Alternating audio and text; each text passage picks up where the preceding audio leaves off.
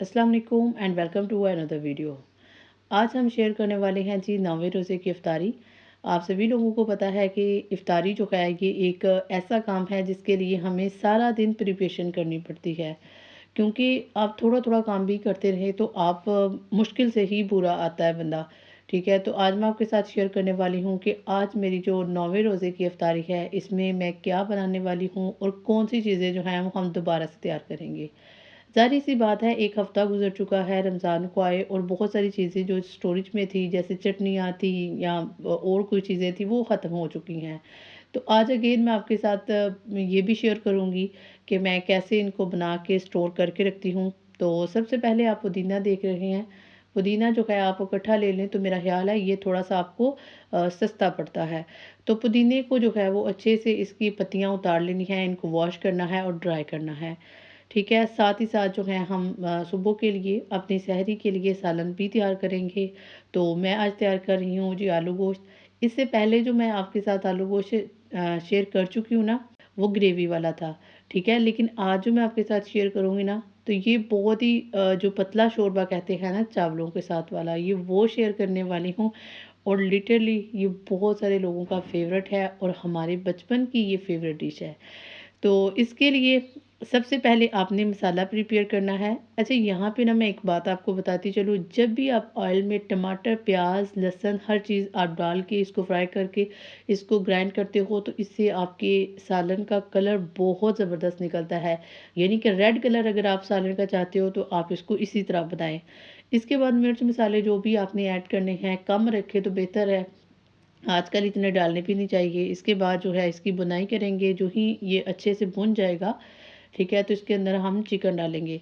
अच्छा मसाले के ऊपर आपने टाइम लगाना है। मसाले के ऊपर मैं हमेशा जो है वो 15-20 मिनट लगाती हूँ। इसकी जब अच्छे से बुनाई हो जाती है, आपका सालन जो है वो बाकी का बहुत अच्छे से रेडी होता है और साथ ही हम चिकन डालेंगे, दोनों की अच्छे से बुनाई करेंगे।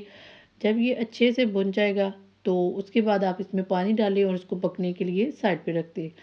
साथ ही साथ इसके मैंने व्हाइट चावल बनाए हैं। ऑब्वियसली आपको पता है कि आलू गोश्त जो है उसके साथ चावल जो है उनका टेस्ट ज़्यादा अच्छा लगता है और प्योर जो देसी पंजाब के लोग हैं वो चावल ही खाते हैं। तो आज हमने साथ इसके मैंने चावल बनाए थे।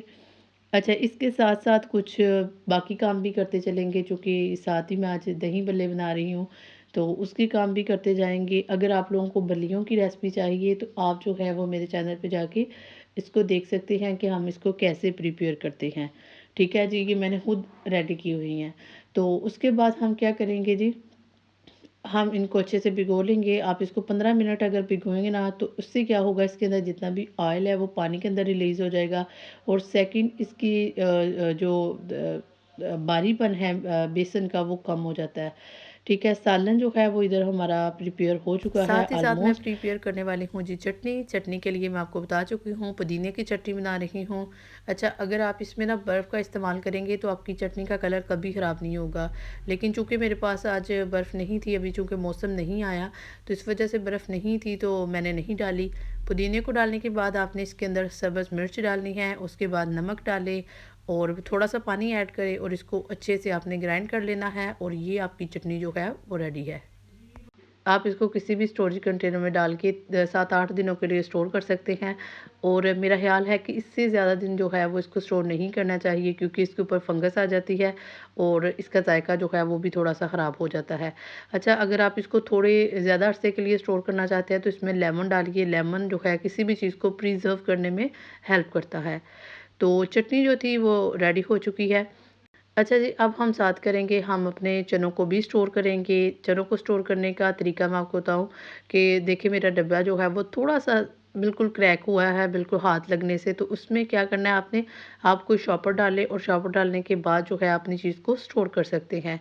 तो चने जो है वो एक ही दफ़ा मैं बॉयल कर लेती हूँ, कुछ स्टोर कर लेती हूँ और कुछ जो आपने चीज़ बनानी होती है आप वो बना के रख लें।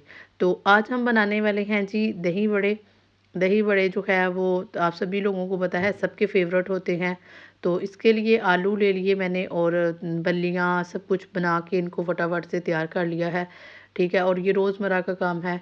और यहाँ पे ना आज के दही भल्ले थोड़े से डिफरेंट है। उसकी वजह ये है कि इसके अंदर बहुत सारी पुदीने की चटनी डाली है और इसका फ़ायदा ये है कि ये आपको फ़ौरन से हज़म हो जाएँगे, ठीक है। अक्सर औक़ात बहुत सारे लोग ये कहते हैं कि दही बड़े खाए ना तो पेट के अंदर ना फूल जाते हैं, तो ऐसा नहीं होगा अगर आप उसके अंदर पुदीने की चटनी डालेंगे। इसके साथ-साथ फ्रूट में आजकल आपको पता है स्ट्रॉबेरी आ चुकी है, बहुत ही ज़बरदस्त किस्म की स्ट्रॉबेरी आई है। अच्छा, जब भी आप इसको दस्तरख़्वान पे रखें, हमेशा इसको काट के रखें। इससे जो बंदा खाने वाला बंदा होता है ना, वो एक तो ईज़िली खा लेता है और इसका मज़ीद दिल करता है कि वो पकड़ के खाए। अगर आप उसके पत्तों को तोड़ते रहें, तो वो बस अजीब-सा लगता है। तो ये थी मेरी आज की इफ्तारी। आई होप कि आप लोगों को वीडियो अच्छी लगी हो। अगर वीडियो अच्छी लगी हो और मुझे कमेंट सेक्शन में आपने मुझे लाज़िमन बताना है कि आप अपनी इफ्तारी जो है वो कैसे प्रिपेयर करते हैं। मिलते हैं किसी और वीडियो में, तब तक अल्लाह हाफ़िज़।